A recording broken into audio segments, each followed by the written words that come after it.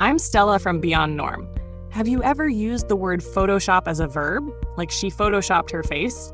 Or heard the word paparazzi in celebrity news? These are actually eponyms. And today, I'm going to show you how to understand and summarize this fascinating topic in 5 simple steps.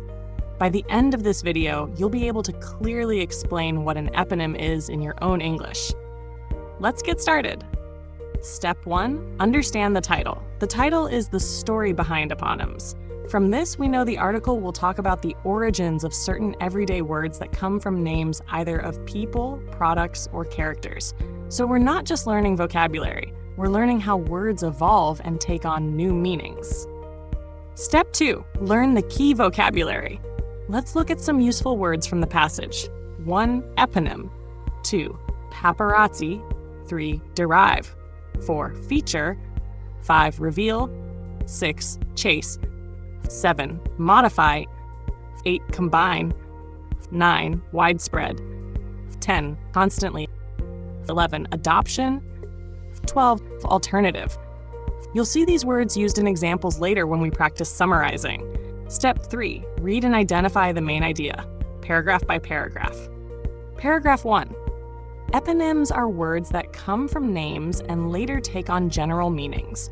Paragraph 2.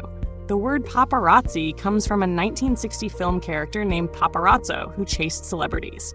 The word later came to refer to real-life celebrity photographers. Paragraph 3. Photoshop began as a product name for photo editing software, but it became so popular that people started using it as a verb to mean edit a photo, even when other software is used. Paragraph 4. Eponyms show how language changes over time and how new words are formed through culture and innovation. Step 4. Combine the main ideas into a clear summary. Let's try to summarize this article in a few sentences. An eponym is a word that started as a name but became a general term.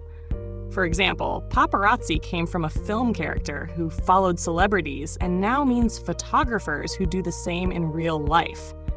Photoshop was originally a product name, but people now use it as a verb to mean editing a photo.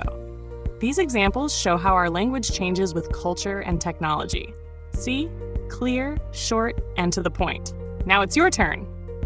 Step 5. Practice and upload your work. Here's what you can do next. 1. Use your own words to explain what an eponym is. 2. Record yourself reading your summary aloud. 3. Upload it to Beyond Norm, and our team will give you helpful feedback to build your speaking skills. The more you practice, the better your English will become, not just for tests, but for real communication. At Beyond Norm, we believe in training you to think, speak, and write naturally in English, not just memorize vocabulary lists. Want to improve your English with real content like this, step by step, with personal feedback? Join our full-text input-output training at Beyond Norm. We turn high school reading into real speaking and writing skills. Click the link below to start your transformation. See you in the next video.